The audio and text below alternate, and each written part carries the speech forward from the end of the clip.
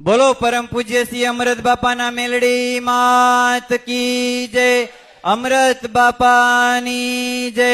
હરિઓમ નમઃ પાર્વતી પતિએ હર હર મહાદેવ, હર નીલકંઠ મહાદેવની જય. તારીખ 12/2/2026 ગુરુવાર. ઇતિહાસનો એવો દિવસ કે જેણે દેશ દુનિયાએ નોંધ લીધી છે. 19 દીકરીઓના ભવ્યાતિ ભવ્ય મા બાપ વિહોણી જરૂરિયાતમંદ દીકરીઓના આપણે સમૂહ લગ્ન કર્યા. માએ તમામ પરિવારોને સુખિયા કર્યા. એવા 19 દીકરીઓના સંકલ્પ પૂરા થયા છે. એમના પરિવારોની તમામ ઈચ્છાઓ પૂરી કરી છે. એવા દીકરીઓ આપણી વચ્ચે આજ જમાઈ સાથે આવ્યા છે. તો તમામ પરિવારોને માં આશીર્વાદ આપશે. તો આજ આપણે આ દીકરીઓને આશીર્વાદ આપીએ, એમના પરિવારોને તથા તમામ જમાઈ દીકરીઓ આપણે ખૂબ તાળીથી વધાવીએ કે સદાય હંમેશા માં એની તમામ ઈચ્છાઓ, એમની સંકલ્પ, એમની આયુષ્ય હર હંમેશા ખૂબ ખુશ રાખે, એના જીવનમાં ખૂબ આગળ વધે.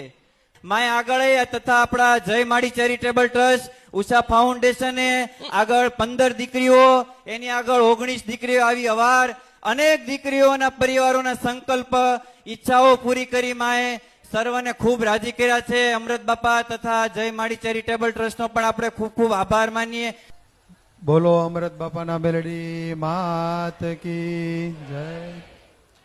માતાજી, તમારો અમે ખૂબ ખૂબ આભાર માનીએ છીએ કે અમને કાંઈ રાહ નહોતી દેખાતી લગ્નની, કે કેવી રીતે અમારા લગ્ન કરવા, કેવી રીતે ઘરમાં એક 5,000 રૂપિયા નહોતા અમારી પાસે. એક ટાઈમ હતો કે અમે લગ્નની જગ્યા ગોતતા હતા, ક્યાંક સમૂહ લગ્ન હોય તો અમે એ જગ્યાએ જઈને અમારું નામ નોંધણી કરાવી. પણ અંજળ એવા કે તમે ધારેલું હતું કે અમારા લગ્ન તમારે ન્યા જ થાય, એટલે અમને તમે બોલાવી અને આમંત્રણ આપીને અમને તમે અહીંયા ફેરા ફરાવ્યા. અમે બહુ જ ખુશ છીએ.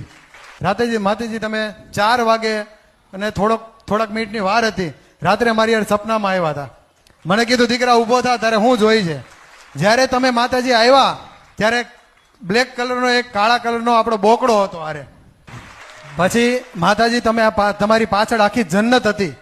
તમે કીધું તું બોલ તારે શું જોઈ છે, કે મારે માતાજી કાંઈ ધન દોલત કાંઈ વસ્તુ જોતી નહોતી. તમે નકર મને આમ પકડીને આમ ધન આપી દો એટલી જ વાર હતી. બરાબર માતાજી. પછી મેં તમને એમ કીધું કે માતાજી હું આ ટેન્શનમાં છું, ઉપાધિમાં છું, તો તમે મને કાંઈક રસ્તો બતાવો માતાજી. તો તમે મને કીધું બેટા મારે 2 કામ બાકી છે ને, એ હું 2 કામ કરી નાખું એટલે હું તારા રસ્તા બધાય ક્લિયર કરતી જઈશ. પછી મને તમે કીધું કે બોલ તારે શું જોઈ છે. એટલે મેં કીધું માતાજી મારે કાંઈ નથી જોતું. મેં તમારા 2 હાથ પકડીને મારા માથા ઉપર મૂકીને એમ કીધું કે માતાજી તમારે મારે આખી જિંદગી મારી હારે રહેવાનું.